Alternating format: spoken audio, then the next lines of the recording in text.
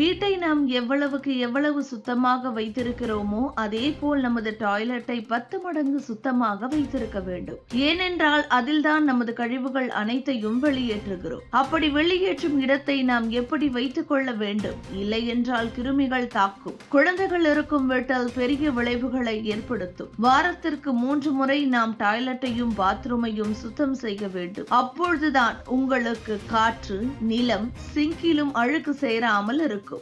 உங்கள் வீட்டில் western toilet இருந்தால் அதை சுற்றியுள்ள தரையை கண்டிப்பாக சுத்தம் செய்யுங்கள். ஏனெனில் அந்த பகுதிகளில் கிருமிகள் மற்றும் பாக்டீரியாக்கள் அதிகம் பரவ வாய்ப்புள்ளது. எனவே தரையை சுத்தம் செய்வதற்கு நீங்கள் வினிகர் பயன்படுத்துங்கள். வினிகரை தண்ணீரில் கலந்த பிறகு தரையில் தெளித்து சில நிமிடம் கழித்து பிரஷ் பயன்படுத்தி தேய்த்து கழுவுங்கள். உங்கள் டாய்லெட் பவுலில் கரைகள் படிந்து பார்ப்பதற்கு அதிகமாக இருந்தால் வினிகரை பயன்படுத்தி கரைகளை எளிதாக நீக்கலாம். இதற்கு இரவு தூங்கும் முன் வினிகரை டாய்லெட் பவுலில் ஊற்றி இரவு முழுவதும் அப்படியே வைத்துவிட்டு பின் மறுநாள் காலை பிரஷ் கொண்டு தேய்த்து கழுவினால் கரைகள் நீங்கும். அதுபோல அமரும் இருக்கையில் கரை படிந்து இருந்தால் உப்பு மற்றும் வினிகரை கலந்து அந்த இருக்கையில் தடவி இரவு முழுவதும் அப்படியே வைத்துவிட்டு பின் மறுநாள் காலை தேய்த்து கழுவினால் கரைகள் மறைந்துவிடும். உங்களது வெஸ்டர்ன் டாய்லெட் பவுலில் கரைகள் இருந்தால் அதை போக்க பேக்கிங் சோடா மற்றும் வினிகரை பயன்படுத்தலாம். இதற்கு பேக்கிங் சோடாவை டாய்லெட் பவுலில் தூவுங்கள். பிறகு வினிகரை தெளிக்கவும்.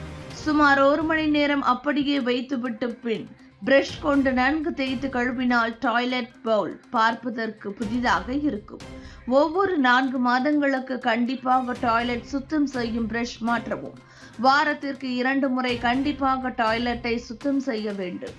பலர் டாய்லெட்டின் சுவர்களை சுத்தம் செய்வதில்லை. ஆனால் 3 நாளுக்கு 1 முறை கண்டிப்பாக சுத்தம் செய்ய வேண்டும். வாரத்திற்கு 2 முறை பாத்ரூமில் தூப குச்சிகளை ஏற்றவும். இவ்வாறு செய்வதன் மூலம் கொசுக்கள், பூச்சிகள் ஒழியும். தூப குச்சிகளை ஏற்றிய 2 மணி நேரம் கண்டிப்பாக கதவு மூடியிருக்க வேண்டும். தினமும் குளித்து முடித்தவுடன் நாம் அன்றாடம் கழிவறைகளையும் குளியலறைகளையும் தேய்த்து சுத்தம் செய்ய வேண்டும்.